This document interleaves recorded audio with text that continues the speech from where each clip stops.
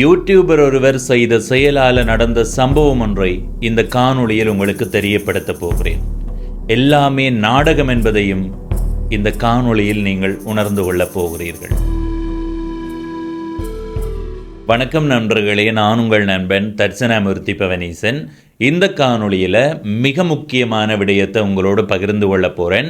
தயவு செய்து இந்த காணொளியை முழுமையாக பாருங்கள். நீங்கள் மற்ற காணொளிகள் பார்த்திருப்பீர்களோ தெரியாது, ஆனால் இந்த காணொளியை தயவு செய்து முழுமையாக பார்த்து இதனுடைய முழுமையான விடயத்தை புரிந்து கொள்ளுங்கள். இனிப்பு தந்து உங்களை இன்பப்படுத்தி நீங்கள் தவறான வழியில் போகிறதுக்கு நான் காரணமாக அமைய மாட்டேன். முதல்ல என்ன விடயம் என்றதை சொல்கிறேன். என்னுடைய பவனீசன் என்ற யூடியூப் சேனல் பார்க்குறவர்களுக்கு தெரியும், நான் காங்கேசந்துறை என்ற ஊர் காணொளி பதிவு செய்ய போகும்போது மாங்கொல்லை என்ற ஒரு ஊரை பதிவு செய்திருந்தேன். அந்த ஊரை பதிவு செய்யும் போது ஒரு ஐயாவை கண்டிருந்தோம். அந்த ஐயா தன்னுடைய வீடு விடுவிக்கப்படவில்லை, இராணுவத்திடமிருந்து விடுவிக்கப்பட்டாலும் அது இப்போதுமே கட்டுப்பாட்டில் இருக்கிறதா சொல்லப்படுது. தங்களுக்கு வீட்டுக்கு போகிறதுக்கான சூழல் இல்லை, எனவே அந்த காணியையும் வீட்டையும் விட வேண்டும் என்று உண்மையிலேயே அந்த ஐயா கண்கலங்கி அழுது புலம்பி இருந்தார். உங்களுக்கு தெரியும் தான், எங்களுடைய நாட்டில் பெரும் இடப்பெயர்வுகள் ஏற்பட்டது. இடப்பெயர்வுக்கு பிறகு திரும்ப தங்களுடைய வீட்டுக்கு போகிறதுக்கான சூழலை மக்கள் பெற்றுக்கொள்ள காரணம் முழுமையாக இராணுவத்தினுடைய கட்டுப்பாட்டிலே இருந்தது. எனவே அந்த ஐயா எனக்கு அந்த விடயத்தை சொன்ன நேரம் நான் அந்த ஐயாவோட கதைச்சு ஒரு காணொளி பதிவிட்டிருந்தேன். அதில் நான் சொன்ன விடயத்தை இப்போ இதில் சொல்கிறத விட நீங்கள் அந்த காணொளியை பாருங்க. தாழ்மையாக கேட்குறேன், இந்த காடியை விடுங்கோ. அந்த விடத்தை நான் கேட்குறேன். எப்படியோ எங்களோட காணியை விடுபடணும் என்ற நோக்கத்துக்காக அதுக்கு தான் வாக்கு போட்டேன். அதுக்கு தான் நாங்கள் ஆனால் பயன் கிடைச்சிருக்கா? பயன் கிடைச்சிருக்கா? அரசாங்கத்தில் இருக்கிறவர்களாலேயே செய்யலாம் இருக்கேங்க, அவர்கள் என்னென்ன செய்யறது? இப்போ இந்த இடத்துல தான் மக்கள் புரிஞ்சு கொள்ள வேண்டும். யாழ் மாவட்ட வேட்பாளர்கள்ட்ட கொண்டே சேருங்கோ. உங்களை நம்பி அவர் வாக்கு போட்டிருக்கிறார். 20 வாக்குகளை நீங்கள் நம்பிக்கை வார்த்தை கொடுத்து வாங்கி இருக்கிறீங்க. இந்த பகுதி விடப்படையலை என்று சொல்லல, விடப்பட்டாச்சு, இராணுவம் வெளியேறதா கடிதம் தெரியலைன்றது தான் நீங்கள் இருக்கிற பிரச்சனை. 981. சரி, இந்த தொடர்பனுக்கு யாராவது ஒரு ஆள் தொடர்பு கொண்டு ஐயாவுக்கு என்ன பிரச்சனைன்றதை நேரடியாக வந்து அவருடைய பிரச்சனையை தீர்த்து வைக்க முடிந்தால் தீர்த்து வையுங்கோ. இதை நாங்கள் வெளியில் சமூக வலைத்தளத்தில் போடுவோம்.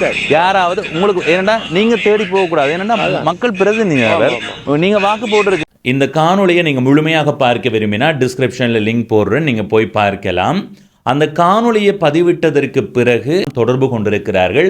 உண்மையிலே அந்த காணொளியில் அந்த ஐயா கண்கலங்கி விட்டார் என்றதுக்காக அவர்கள் தொடர்பு கொண்டிருப்பார்களான்றது எனக்கு தெரியல. ஆனால் உறுதியாக சொல்ல முடியும், அந்த காணொளியில் நான் சொன்ன விதம் அவர்களை பெரிய அளவில் வாக்கு வங்கி ரீதியாக பாதிக்கும் என்றதை அவர்கள் உணர்ந்திருக்கின்றார்கள். எனவே அதை பார்த்துட்டு தொடர்பு கொண்டு முயற்சி கொண்டு எடுக்கப்பட்டு கொண்டிருந்தது.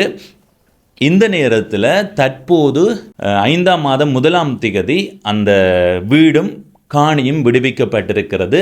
அந்த காணியும் வீடும் விடுவிக்கப்பட்டதில் துளியளவாவது அந்த விடயத்தை வெளியில் கொண்டு போய் அது வாக்கு வங்கியை அச்சுறுத்துகிற அளவுக்கு அதை நான் பதிவிட்டதால் தான் அந்த வீடும் காணியும் விடுவிக்கப்பட்டிருக்குது.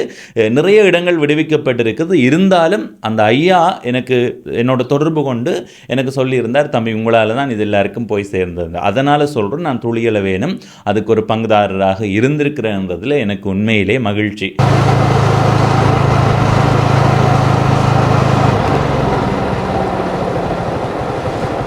வந்து விட்டோம்,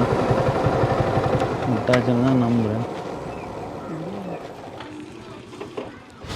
என்ன மாதிரியா எனக்கு தெரியாது, நீங்கள் சொல்லி தான் வந்தேன். நான் எடுத்து சொன்னவே முதல் 2 மணி ஆண்டவை, அப்புறம் 3:30 ஆண்டவை. 3:30க்கு போகலாம்னு சொன்னவையா? 3:30 போகலாம். நாங்கள் பெருமன்னு சொன்னவே இவர் சைன் பண்ண இல்லையா? சரி தம்பியா,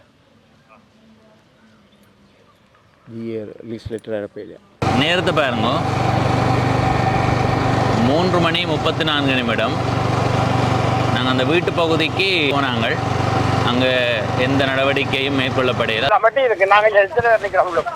சரி சரி வாரம் ஐயா. ஐயோ ஐயா, உண்மை ஐயா, அந்த முகத்தில் மகிழ்ச்சியை பாருங்க, எனக்கே மகிழ்ச்சியாக இருக்குடா, புள்ள இருக்குதுன்னு.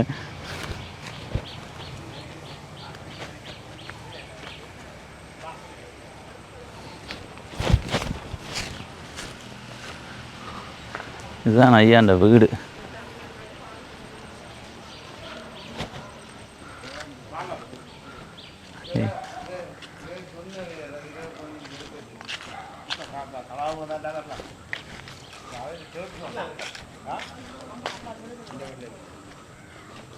வாங்க தம்பி என்னுடைய வீட்டை வந்து பாருங்க. ஆ. எனக்காக போராடிட்டீங்க. ஐயோ ஐயோ நீங்கள் போட்ட அத்திவேரம் தான். இந்த வீட்டுக்காகத்தான் நான் போராடினேன். பவனீசன் தம்பி எனக்கு செய்த அத்திவேரம் இதுதான். இதால் தான் என்னுடைய காணி விட வேண்டி வந்தது. முதலாவது எல்லாருக்கும் எனது பிரச்சனையை தெளிவுபடுத்தினது, தெரியப்படுத்தினது. இதற்கு நன்றி நன்றி தம்பி, நன்றி. சரி ஐயா, சரி, மகிழ்ச்சி, எனக்கு மகிழ்ச்சி. கடைசியாக எனக்கு என்ன சொல்லு, அங்கள் கவலைப்படாதீங்கோ, நீங்கள் இருக்கணும். காணி விடயத்தில் நீங்கள் உயிரோடு இருக்கவன். உங்களுக்கு வருத்தம், நீங்கள் கவலைப்படாதீங்க. உங்களோட வீட்டு பார்ப்போமா? ஓ வா.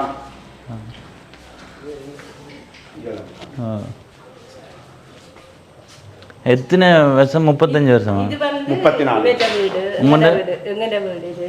அங்கால ஒரு சிஸ்டர் வீடு, அங்கால இன்னும் ஒரு சிஸ்டர் வீடு இருக்கு. 3 இடங்க. 3 சகோதரங்கள். நான் இன்னும் ஒருத்தர் பின்னுக்கு இருக்கிறாரு. அவட வீட்டுக்கு போயிடலாம், பத்தையா கிடக்கு.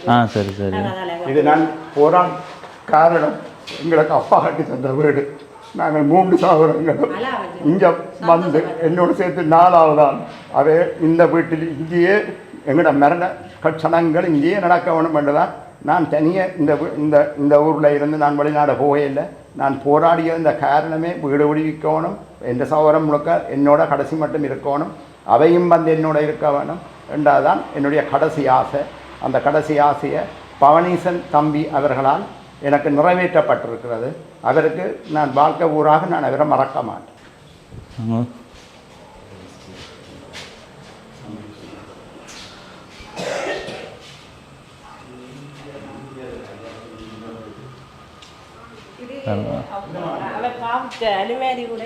யார்?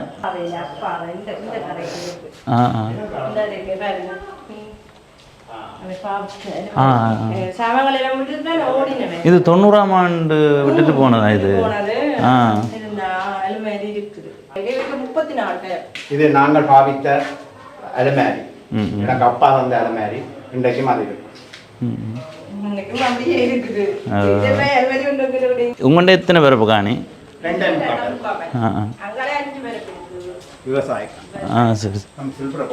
நான் நான் வெளியில் தம்பி சில்பரை போடுங்க, ஊசி இருக்கு கீழே. இதுதான் உங்களோட வீடுண்ணே? இதுதான் தாய் வீடா? இல்லை இல்லை, இதுதான் தாய். சரி, இதால் போமா?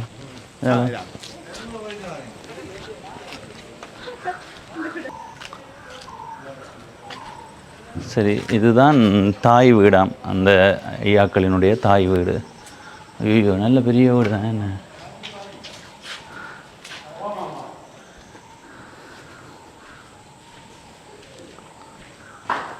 நல்ல பெரிய வீடு தானே. என்ன இதில் 4 அறை, இங்கே ஒரு ஸ்டோர் ரூம், அது ஒரு கிச்சன், இது ஆஃபீஸ். சரி சரி. நாங்கள் எல்லோரும் இதில் மேசை போட்டு தான் எல்லாரும் சாப்பிடுவோம். சரி. இது ஒரே பிராந்தையாக இருந்தது, இப்போ நான் கட்டி வச்சுருக்கேன். ஒரே பிராந்த் பெருசாக இருந்தது. இதெல்லாம் சாப்பாட்டு மேசை போட்டு இதெல்லாம் சாப்பிடும். அதுவும் அந்த நேரம் கூட்டு குடும்பம் இல்லை. என்ன எங்களுடைய அப்பா வருத்தமாக இருந்தது இந்த அறையில். சரி. நான் அவரை வச்சு அப்பா எத்தனையாம் ஆண்டு இருந்தார்? அவர் 90ஆம் ஆண்டு தான் அவர் இடம்பெயர். சரி சரி. இதுதான் அவருடைய கட்டு. நான் அவரை இதில் இருக்கு, அதுக்குள்ள ஓட்ட கிடக்கு. இதால் ஹவுஸ் பைப் போட்டு அப்பாவை அப்படியே உப்பெல்லாம் கலட்டி அப்படியே குடிக்க வாங்க. இதில் வந்து படுக்க விட அம்மா வந்து சாப்பாடு. சரி சரி. இதில் இருந்தால் வந்தது. இது இப்படியே போய் டாய்லெட் பா. சரி சரி. இதெல்லாம் இப்போ கட்டிக்கிறேன். இதெல்லாம் கட்டியிருக்கேன். இதெல்லாம் பாத்ரூம் ஆயிடும். சரி சரி.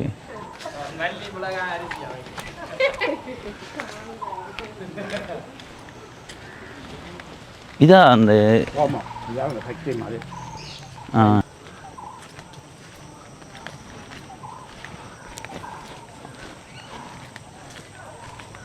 அது யார்கிட்ட வீடு? அது ஒரு சொந்தக்காரட்ட வீடு தான். அது லண்டனில் இருக்கிறேன். வேண்டிய ஆட்ட கைதடியில் இருக்கிறேன். கால் பண்ணி ஐயா உங்களுக்கு அந்த சரி. இது 2ஆம் நூற்றாண்டு. ஆனால் இது கொஞ்சம் இதாக சுத்தமாக வச்சுருக்கீங்க. இது 2ஆம். இது 2ஆம். எல்லாம் பெரிய பெரிய வீடு தாங்க. இதால் இப்படியே போனால் காங்கேசந்துறை பிரதான வீதிக்கு போகலாம். அங்கேருந்து இப்படியே போய் வெலை திரும்பினா ஒரு வீதி போகுது. அது இப்படியே போனால் அது கிராமம் தான். இது ஒரு பிரதான வீதி மாதிரி தான், ஊருக்குரிய ஒரு பிரதான வீதி மாதிரி. இந்த இடத்துல இருக்கிற மதில் இருக்குல்ல, இந்த மதிலுக்கு அந்த பக்கம் சீமெண்ட் தொழிற்சாலை. அதில் இருக்கிற அந்த இரும்புகளுக்கு பாதுகாப்பு வேணுமென்றதுக்காகத்தானா இந்த வீட்டையெல்லாம் விடாமல் வச்சுருந்தார்கள். அப்போ பாருங்க, இரும்புக்கு இருக்கிற மதிப்பு மக்களுக்கு இல்லை. இரும்புக்கு பாதுகாப்பு தேவையண்டா. இங்கே பாருங்க, இந்த மதில் அதில் கொஞ்சம் தூரம் தான் மதில் கட்டாமல் இருக்குது. அதுக்கு குறுக்கு மதிலை கட்டி போட்டு விட்டுருக்கலாம். ஆனால் விடையில்லை, இப்போ தான் விடப்பட்டிருக்கு. உண்மையாக சொல்லப்போனால் இது மக்கள் வலியை அனுபவிக்கிறார்கள், துன்பத்தை அனுபவிக்கிறார்கள். மக்களே நீங்கள் நிம்மதியாக வாழுங்கொண்டு கொடுக்கப்பட்டதான்னு கேட்டால் எனக்கு அப்படி தெரியல. இது தேர்தல் காலம். 2வது அழுத்தம். எந்த அளவுக்கு அழுத்தம் கொடுக்கணுமோ அந்த அளவுக்கு அழுத்தம் கொடுக்கப்பட்டிருக்கு. உண்மையிலே அந்த ஐயாவுக்கு தலை சாய்த்து வணங்கணும். நிறைய பேரினுடைய காணி விடுவிக்கப்படுறதுக்கு இந்த ஐயாவினுடைய போராட்டம் தான் முக்கியமானது. நிறைய அழுத்தம் கொடுத்துருக்கிறார். சரி, அந்த காணொளியை நீங்கள் பார்த்துருப்பீங்க. அந்த ஐயா எவ்வளவு கண்கலங்கி கதைத்திருந்தார். இப்போ நான் அந்த முக்கியமான விடயத்துக்கு வாரேன். இந்த காணி சம்பந்தமான காணொளியை போட்டது 2025ஆம் ஆண்டு 1ஆம் மாதம் 19ஆம் தேதி காணொளி போட்ட நாங்கள். அந்த காணொளியை போடுறதுக்கு முதலும் அந்த ஐயா முயற்சி செய்திருக்கிறார். அந்த காணொளியை போட்டது தான் நான். ஆனால் அதுக்கு முதல் 2018ஆம் ஆண்டில் இருந்து அந்த ஐயா முயற்சி செய்திருக்கிறார். அதற்கு பிறகு அனுர அரசாங்கம் வந்ததுக்கு பிறகும், தேசிய மக்கள் சக்தி வந்ததுக்கு பிறகும் சில முயற்சிகளை எடுத்திருக்கிறார். அப்படி முயற்சி செய்தும் கூட அவர் அந்த விடயத்தில் நம்பிக்கை இழந்து போயிருந்தார். இவங்க விடுவாங்களோ தெரியல தம்பி என்ற ஒரு சூழலில் இருந்தார். இப்போ ஏன் நான் சொல்கிறேன்னா, காணொளி போட்டதுக்கு பிறகுதான் அந்த விடயத்தில் இறங்கி செயற்பட தொடங்கினார்கள். காரணம், இது மக்கள் மத்தியில் போய் சேர்ந்து விட்டது. என்னடா இவன் சும்மா இருந்தது இப்படி, அந்த ஐயா தான் வாக்கு போட்டது அவர்களுக்கு தான் என்று சொல்லி அதை நான் உங்களுக்கு வாக்கு போட்டதுக்கு எதுவுமே உங்களால் செய்ய முடியலை என்ற அளவுக்கு உருவாக்கி அது ஒரு பெரிய அளவு கொண்டு போய் சேர்த்திருந்தேன். அதற்கு பிறகு பல சந்தர்ப்பங்களில் ஒரு சில சந்தர்ப்பங்கள் எல்லாம் எனக்கு தகவல்கள் வந்தது, அது சரிவராது போல இருக்குது, அது சரிவராது அப்படின்னு சொல்லி நம்பிக்கை இழக்கப்படுதுன்னா அது விடுறதில் ஒரு சூழல்ன்றது இருக்கையில். ஆனாலும் கூட தொடர்ச்சியாக அந்த ஐயாவினுடைய முயற்சி, உண்மையிலே அந்த பகுதியில் 15 ஏக்கர் காணி விடப்பட்டிருக்கேன்டா நான் காணொளி போட்டதால் என்றதை விட அதுக்கு அப்பாற்பட்டு அந்த ஐயா 2018ஆம் ஆண்டில் இருந்து கடுமையாக முயற்சி செய்து கொண்டிருக்கிறார். அந்த முயற்சியினுடைய விளைவாகத்தான் ஒரு தனி மனிதனாக, உண்மையை சொல்ல போனால் அந்த ஐயாவை மெய்சில் இருந்து வணங்கணும். அந்த அளவுக்கு ஒரு தனி மனிதனாக முயற்சி எடுத்து அதில் இருந்து மனம் தளர்ந்து போகாமல் அந்த காணியை விடுவிக்கும் வரைக்கும் கடுமையாக போராடி கண்கலங்கி இருந்தார். எனவே அது உண்மையிலே வாழ்த்தப்பட வேண்டியது. அந்த ஐயா உண்மையிலே ஒரு தன்னம்பிக்கையான நபர் என்றதை சொல்ல முடியும். எனவே அந்த ஐயாவினுடைய காணி விடுவிக்கப்படுறதுக்கான நடவடிக்கைகள் எடுக்கப்பட்டு கொண்டிருந்தது. ஒரு கட்டத்தில் எனக்கு கடந்த மாதம் 4ஆம் மாதம் 21ஆம் தேதி காணி விடப்படுகிறதா சொல்லப்பட்டது. அப்போ நான் அங்கே போயிருந்தேன். நீங்கள் அந்த காணொலியில் பார்த்துருப்பீங்க. அங்கே போயிருந்தேன். ஆனால் அந்த ஆண்டு அந்த காணி விடப்படையில் நான் திரும்ப வந்துட்டேன். திரும்ப வந்ததுக்கு பிறகு திரும்ப அந்த ஐயா என்ன தொடர்பு கொண்ட ஐயா எனக்கு எடுத்து சொன்னது, தம்பி அந்த வீடு விடப்படுறதுக்கு நீங்களும் ஒரு காரணம். எனவே நீங்கள் கட்டாயமாக விடப்படுற ஆண்டு வந்து என்னுடைய வீட்டை பார்க்கணும் என்று சொல்லியிருந்தார். அந்த அடிப்படையில் தான் நான் நேற்றைய நாளில் போயிருந்தேன். 21ஆம் தேதி காணி விடப்படும் என்று அங்கே விடப்படையில். ஆனால் 5ஆம் மாதம் 1ஆம் தேதி காணியும் வீடும் விடப்பட்டிருக்குது. இப்போ நீங்கள் இந்த இடத்துல உங்களால் தெளிவாக புரிஞ்சு கொள்ள முடியும். 1ஆம் மாதம் 19ஆம் தேதி அந்த காணொளி போடப்பட்டது. சரி, 1ஆம் மாதம் 19ஆம் தேதி நான் அந்த காணொலியை போடுறதுக்கு முன்னமும் அந்த ஐயா முயற்சி செய்து கொண்டிருக்கிறார். உண்மையிலேயே நாடாளுமன்ற தேர்தல் முடிந்ததுக்கு பிறகு விட்டிருக்கலாமா இல்லையா? அப்படி விடையில்லை. சரி, நான் ஒரு 1ஆம் மாதம் 19ஆம் தேதி காணொலி போட்டு தான் அவர்கள் அறிஞ்சு கொள்கிறார்கள் என்றே வச்சுக்கொள்வோமே. அப்படி அந்த விடயத்தை முதலாம் மாதம் 19ஆம் தேதி அறிஞ்சு கொண்டாலும் கூட ஏன் முதலாம் மாதம் அல்லது 2ஆம் மாதத்துக்குள்ளே அந்த காணியை விடுறதுக்கான நடவடிக்கை எடுக்கல? ஒரு குறிப்பிட்ட காலத்துக்குள்ளே அந்த விடயத்தை செய்யலாமா இல்லையா? உண்மையிலேயே செய்யணுமெண்டா அந்த நேரம் செய்திருக்கலாம். ஆனால் அதுவும் செய்யலை. கடந்த மாதம் 21ஆம் தேதியும் விரதா முடிவெடுக்கப்பட்டு பிறகு ஏதோ கையெழுத்து சார்ந்த பிரச்சனை இருக்கிறதால யாரோ இல்லை அப்படி இப்படி என்றெல்லாம் சொல்லப்பட்டு அது அந்த ஆண்டு விடுவிக்கப்படையலை. இப்போ 5ஆம் மாதம் 1ஆம் தேதி விடப்பட்டிருக்குது. இதுக்கான காரணத்தை நீங்கள் தெளிவாக புரிஞ்சு கொள்ளுங்க. தேர்தல் 5ஆம் மாதம் 6ஆம் தேதி நடக்க போகிறது. 5ஆம் மாதம் 1ஆம் தேதியை காணி விடுறதுக்கான தேவை என்ன? ஆரம்பத்திலே விட்டுருக்கலாமே. மக்களுக்கான காணிகள் மக்களுக்குண்டா ஆரம்பத்திலே 1ஆம் மாதமும் அது சரி, 1ஆம் மாதம் நாங்கள் அந்த காணொளி போடுறோம், உங்களுக்கு அந்த தகவல் கிடைக்குதுன்னா நேரடியாக கலந்து ஆலோசித்து ஒரு 2ஆம் மாத காலகட்டம் அல்லது 3ஆம் மாத காலகட்டம் சரி இவ்வளவும் தான் இழுத்தடிச்சிங்கள். உள்ளூராட்சி தேர்தல் முடிகிறதுக்கு பிறகு விட்டுருக்கலாமே. உள்ளூராட்சி தேர்தல் 6ஆம் தேதி நடக்குது. 7ஆம் தேதி 8ஆம் தேதி விட்டுட்டு நீங்கள் சொல்லியிருக்கணும் நாங்கள் இந்த காணி விடுவிப்பை தேர்தலுக்காக பயன்படுத்தலை, எங்களுக்கு எங்களுடைய மக்களினுடைய காணி போய் சேரணும் என்ற எண்ணம் இருக்குது. அதனால் தேர்தல் முடிஞ்சு தேர்தல் நோக்கத்துக்காக இல்லாமல் உள்ளூராட்சி தேர்தல் முடிஞ்சு நான் பாருங்க மே மாதம் 10ஆம் தேதி விட்டுருக்கிறோம்னா 10ஆம் தேதி விட்டுருக்கலாமா இல்லையா? தேர்தலுக்கு நல்லா முன்னுக்கும் விடையில்லை. ஒரு மாதம் 2 மாதத்துக்கு முன்னும் விட்டால் மக்கள் மறந்து போவார்கள். அப்போ அதில் பயன் இருக்காது. அப்போ தேர்தல் நடந்து பிறகு விட்டால் அது தேர்தலில் பயன் இல்லை என்று போட்டு தேர்தலுக்கு கொஞ்ச நாள் 5 நாட்களுக்கு முன்னம் விட்டு மக்களுக்கு அனுர அரசாங்கம் எல்லாத்தையும் செய்து முடித்து விட்டது என்ற ஒரு நம்பிக்கையை கொடுத்து வாக்குகளை பெற்றுக்கொள்றதுக்கு தான் முயல்கிறார்கள்.